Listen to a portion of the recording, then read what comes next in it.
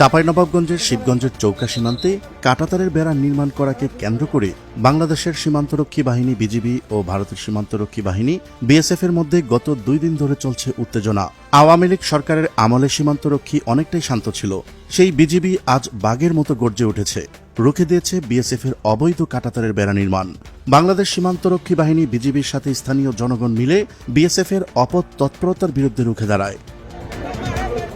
গেল 2 দিন ধরে চাঁপাইনবাবগঞ্জের সীমান্তে কতটা উত্তেজনা চলছে তা জানাবো আমাদের সহকর্মী সাকিরের ভিডিও চিত্রে। চলুন শুরু করা যাক। চাঁপাইনবাবগঞ্জের শিবগঞ্জের চৌকা সীমান্তে কাঁটাতারের বেড়া নির্মাণ করাকে কেন্দ্র করে বর্ডার গার্ড বাংলাদেশ বিজিবি ও ভারতীয় সীমান্তরক্ষী বাহিনী বিএসএফ এর মধ্যে 2 দিন ধরে উত্তেজনা বিরাজ করছে। এরই মধ্যে ওই সীমান্তে আজ বিকেলে 2 দফা পতাকা বৈঠক অনুষ্ঠিত হলেও কোনো সিদ্ধান্তে আসতে পারেনি 2 দেশের সীমান্তরক্ষী বাহিনী। উভয় পক্ষই সীমান্তে বর্তমানে সতর্ক অবস্থানে রয়েছে। এদিকে 2 দেশের চলমান রাজনৈতিক টানাপোড়েনের মধ্যে সীমান্তে এই উত্তেজনার চাঞ্চল্য শুরু হয়েছে ভারতেও। দেশটির জাতীয় গণমাধ্যম এ নিয়ে রীতিমতো আতঙ্কে আছে, ফলাও করে সংবাদ প্রচার করছে।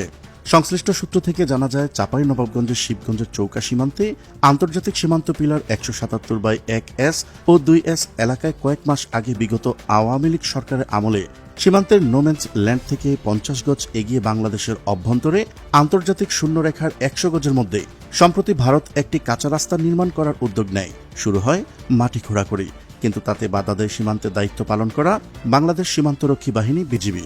পরে সেই রাস্তার পাশে পুনরায় কাঁটাতারের বেড়া নির্মাণ করার সময় 2 বাহিনীর মধ্যে তৈরি হয় এই চরম উত্তেজনা।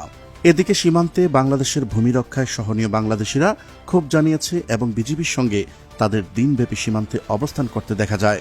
একইভাবে ভারতীয় নাগরিকদেরও বিএসএফ এর সঙ্গে অবস্থান নিতে দেখা যায়। একে কেন্দ্র করে এই সীমান্ত সংলগ্ন 2 দেশের স্থানীয়রা পাল্টাপাল্টি স্লোগান দিতে দেখা যায়।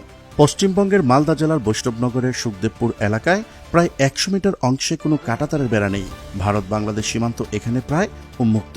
এমন পরিস্থিতিতে বিএসএফ এর কাঁটাতারের বেড়া নির্মাণ শুরু করলে আপত্তি জানায় বিজিবি। ফলে মাঝপথেই বন্ধ করে পিছু হটে বিএসএফ। যেন পিঠ নয়, বুকের সাহস দেখালো বাংলাদেশের সীমান্তরক্ষী বাহিনীর সদস্যরা।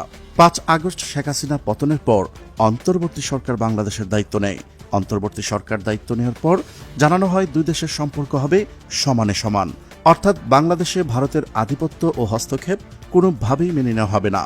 এছাড়াও সীমান্তে যেন বিজিবি পিঠ না দেখায় সে নিয়ে বার্তা দেওয়া হয় সরকারের তরফ থেকে। আর সেটাই যেন করে দেখালো বাংলাদেশের সীমান্তরক্ষী বাহিনী বিজিবি। জীবন গেলেও দেশের 1 ইঞ্চি মাটি হাতছাড়া হতে দেবেন না সীমান্তের এই অতন্ত্র প্রহরীরা। প্রিয় দর্শক, আজ এই পর্যন্তই। দেখা হচ্ছে পরবর্তী ভিডিওতে।